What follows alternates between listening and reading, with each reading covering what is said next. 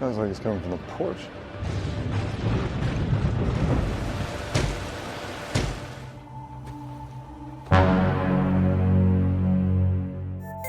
Apa jadinya jika orang tua dari anak korban penculikan dan pemerkosaan malah menolong para pelakunya? Itulah sepenggal kisah dari film The Last House on the Left yang dirilis pada tahun 2009.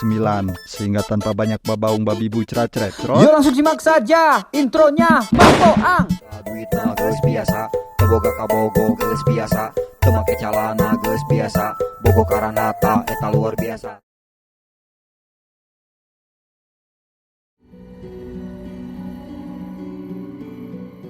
film diawali dengan memperlihatkan seorang pelaku kriminal yang sedang dibawa oleh dua petugas kepolisian. Saat sedang menunggu kereta api lewat, tiba-tiba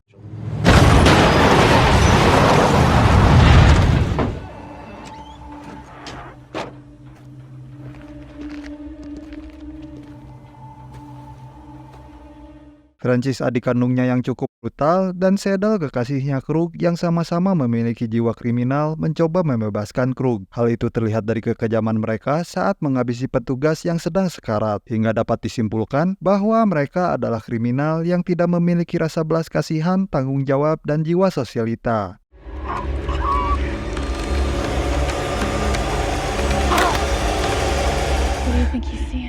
Di lain tempat, kita diperkenalkan pada sebuah keluarga yang berniat untuk liburan musim panas. Sang anak yang bernama Mary merupakan seorang atlet renang yang berambisi untuk menjadi juara satu dalam lomba adu kaleci. Kemudian ada sang ibu yang selalu jebedut alias cemberut, bukan karena uang belanjanya kurang, melainkan karena kakak kandungnya Mary belum lama ini meninggal dunia. Dan terakhir ada si ayah yang merupakan seorang dokter di sebuah rumah sakit umum.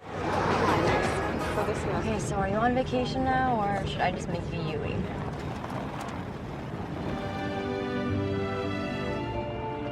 Singkat cerita, mereka sampai di sebuah rumah yang terletak di samping danau. Yang membuat saya tak habis pikir, rumah tersebut cukup jauh dari keramaian sehingga terbebas dari gibahan para tetangga julid.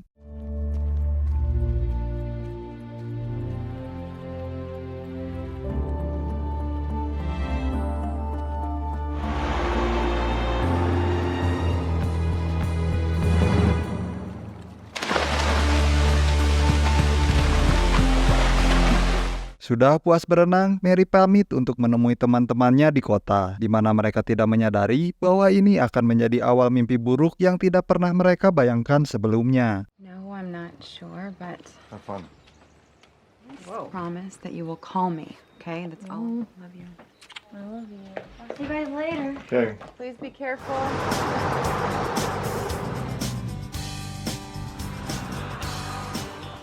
The town, but we just got a new yogurt stand. Singkat cerita, Mary pun bertemu dengan Cak Odah, teman lamanya yang seorang penjaga warung. Saat itulah muncul seorang pemuda tampanan rupawan bernama Justin yang menawari mereka kecubung super. Cak Odah yang selalu merasa kurang hiburan pun langsung menerima tawaran tersebut dan pergi ke hotel tempat Justin menginap. What if you help me and I help you? Premium grade A shit back at the motel. Here we are, very fancy, Justin. I'll be 2 minutes.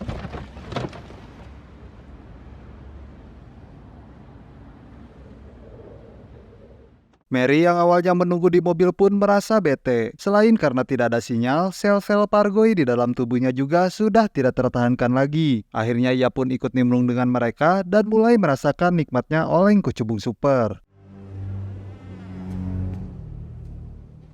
Mary, Justin was not kidding. This is take it.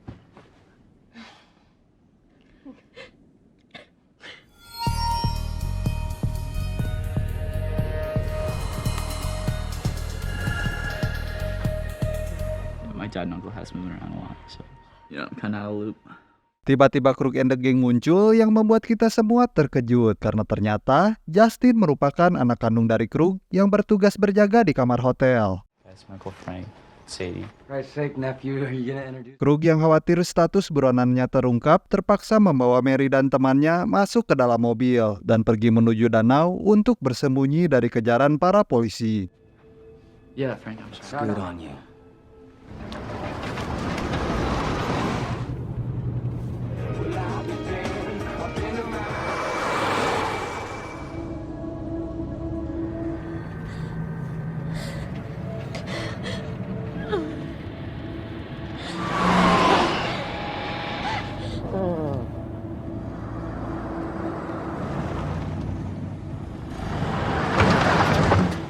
Justin yang tak berdaya melawan ayahnya pun hanya bisa diam ngejentul melihat kedua cewek barunya digadabah oleh pamannya sendiri. Melihat ada kesempatan, Mary dan temannya pun berontak, yang membuat Sikon di dalam mobil di luar kendali, sehingga pengemudi mobil tersebut pun dengan pasrah menabrakkan mobilnya ke sebatang pohon. Alhasil, Francis pun mengalami codet.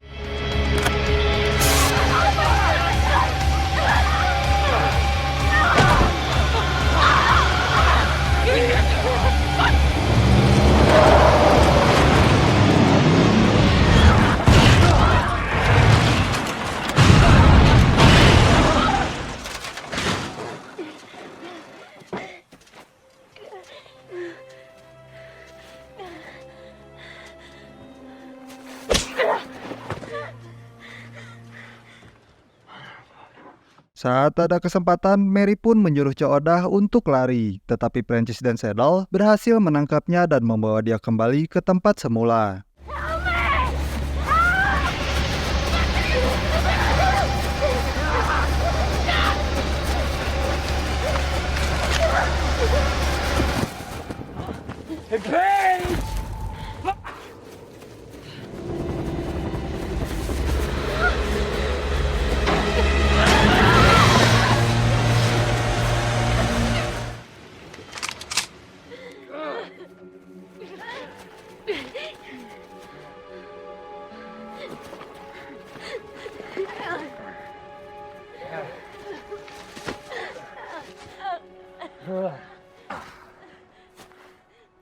You ready to be a man?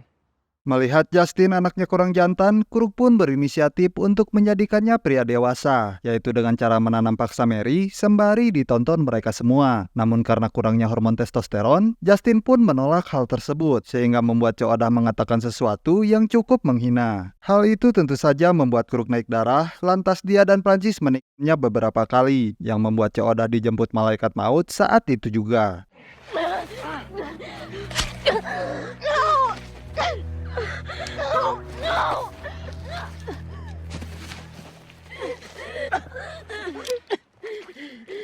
Tell her it's not as bad as it looks. Agar Justin mendapatkan gambaran sebagai seorang pria dewasa, Krug pun memberikan contoh dengan menggadabah Mary tepat di depan Justin. Telinga deui, Saddle kekasihnya pun turut menyumbangkan peran dalam aksi tersebut. Look around.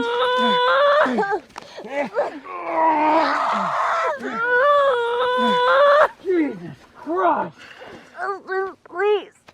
Selesai digadabah, Mary mengambil kesempatan dengan memukul Krug dan lari ke tepi danau, di mana Mary optimis bisa lolos dari mereka dengan skill berenangnya. Namun ternyata dia harus meregang nyawa ditembak Krug and the gang.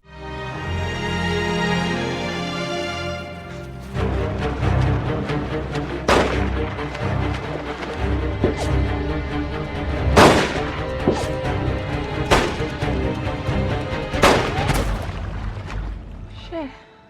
You got her.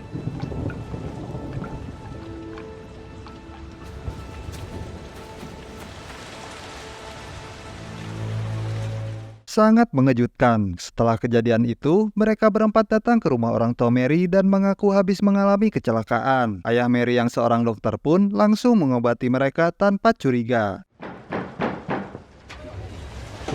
There's been an accident. This is gonna hurt. One.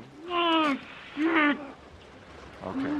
Melihat kondisi di luar yang sedang hujan badai dordar gelap, dengan baik hati sang ayah menawari mereka untuk menginap di kamar tamu yang terletak di seberang rumah tersebut karena tak punya pilihan lain selain menginap. Duh, kalau diampihan. Oh, no, we couldn't do Not that. a problem. We have a guest house. Whatever you think. Whatever's easiest. Yeah, we're very easy. Saat Justin izin ke toilet, betapa terkejutnya dia mengetahui dia berada di rumah Mary ketika melihat foto Mary terpajang di sana. That's our daughter Mary. Sorry. Karena dihantui rasa bersalah, Justin pun diam-diam meletakkan kalung milik Mary yang sempat ia ambil sesaat sebelum Mary dibunuh tadi. Ia berharap orang tuanya tahu bahwa Krug dan kawan-kawan adalah pelaku pembunuhan Mary. The dog was chasing him out, but my mom was...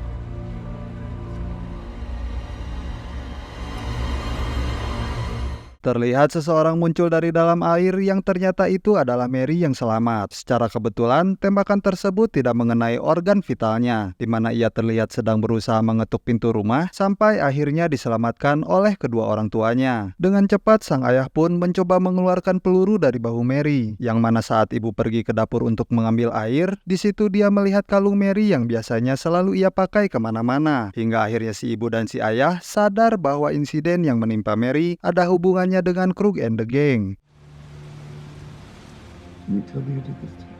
We gotta go to the hospital. John. What? This was in the kitchen. She was wearing this when she left. Selain itu, mereka pun semakin terpukul ketika menyadari bahwa Mary telah ditanam paksa. Demi menyelamatkan diri mereka, orang tua Mary pun berinisiatif untuk membawa Mary dengan menaiki kapal yang kuncinya lupa disimpan di mana. If you're ready to do anything, we're going to do it. Okay, we're gonna do this. The nearest house is 6 miles from here. How we... Sementara sang ayah mencari kunci kapal, si ibu pergi ke dapur mencari senjata untuk berjaga-jaga. Tapi tiba-tiba, Sorry, ladies. Francis muncul tiba-tiba karena ia tidak bisa tidur berhubung belum mimi susu. Sementara si ibu yang panik berusaha untuk menutupi foto Mary yang menempel di kulkas. Knock me back out. You mind? That's impressive. I'll get the wine. I'll meet you in there. Saat Francis melihat Mary, si ibu dengan sigap membungkulkan botol kecap yang dibawanya ke babatok Francis. Dan ketika dia masih bangkit, si ibu menodongkan pisau yang menusuk tepat di dadanya. Lagi-lagi Francis masih bisa bertahan, hingga akhirnya datanglah si ayah yang langsung menghantamkan martilnya. Karena belum mati juga, akhirnya si ibu dan ayah merendam kepala Francis ke dalam wastafel cuci piring yang kemudian diakhiri dengan memukul kepalanya menggunakan martil yang langsung membuat Francis tewas saat itu juga.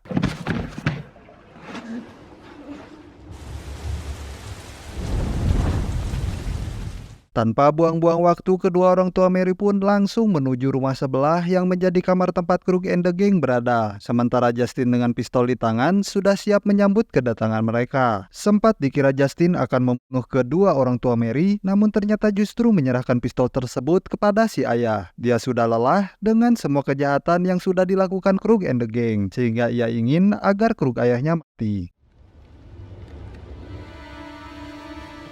Tapi tiba-tiba Saddle terbangun yang membuat Krug berhasil kabur dari rumah itu. Sementara Saddle harus menghadapi kedua orang tua Mary, sehingga terjadi baku hantam tanpa busana yang berakhir dengan tewasnya Saddle ditembak tepat di wajahnya.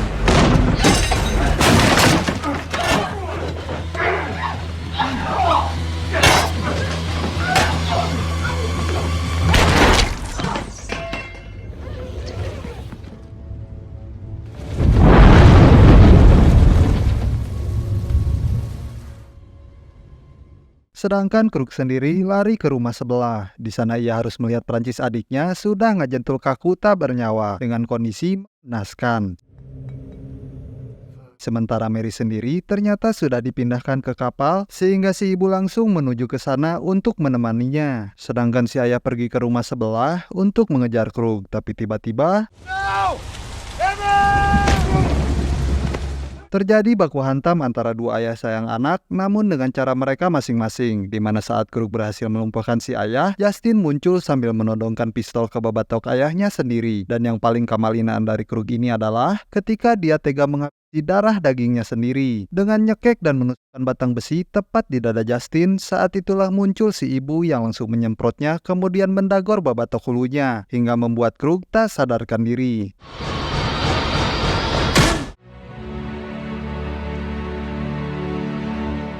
Setelah semua berakhir, si ayah, ibu, Mary, dan Justin pun kembali ke kota untuk dirawat di rumah sakit. Sementara si ayah kembali ke rumah tersebut untuk menyelesaikan urusannya dengan Krug, di mana si ayah membius Krug dengan dosis tinggi yang membuat tubuhnya tak bisa bergerak lagi. I can't move. Krug yang tak bisa bergerak, kemudian babatoknya diletakkan ke dalam microwave dengan panas yang disetting setara memanaskan goreng sampai kesukaan saya. Dan ketika kepulan asap mulai muncul dari babatoknya, tiba-tiba tamat dan sampai jumpa di alur cerita film selanjutnya.